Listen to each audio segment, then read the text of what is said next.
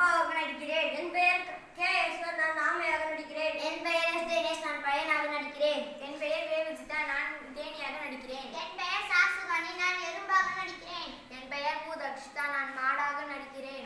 என் பெயர் கா. ரேஷ்மா, நான் முயலாக நடிக்கிறேன். பெரியோர்களே, தாய்மார்களே, குழந்தைகளே, இன்னைக்கு ஆளுக்கு ஒரு வேலை என்னும் நாடகம் நடிக்க போகிறோம். இவன் தான் நம்மளுடைய கதாநாயகன். இவன் ஒழுங்காவே பள்ளிக்கூடத்துக்கு போக மாட்டான். ஊரையே சுத்திக்கிட்டு வருவான். அவங்க அம்மா எவ்வளவோ சொல்லியும் பையன் கேட்கல. புண்ணுக்கு மருந்து போட முடியும், புடிவாதத்துக்கு மருந்து போட முடியுமா? அவங்க புண்ணுக்கு மருந்து போட முடியும், புடிவாதத்துக்கு மருந்து போட முடியுமா? அவனுடைய புடிவாதத்தை யாராலும் மாற்ற முடியல. அவங்க அப்பா ஒரு நாள் கூப்பிடுறாரு.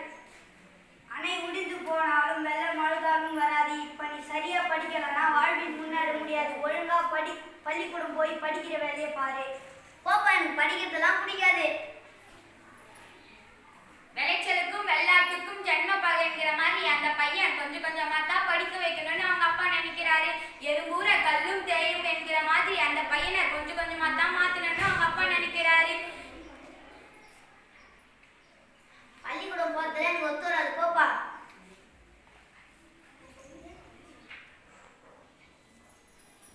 அப்பா சத்தம் போடுகிறார். சத்தம் கேட்டு அம்மா வெளியே வராங்க.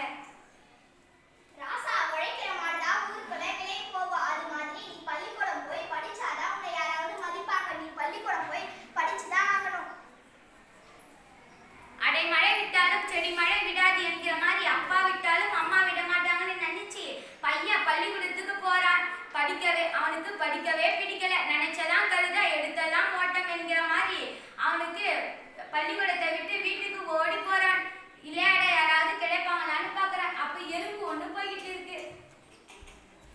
எருமை எருமை, கூட விளையாட வரியா?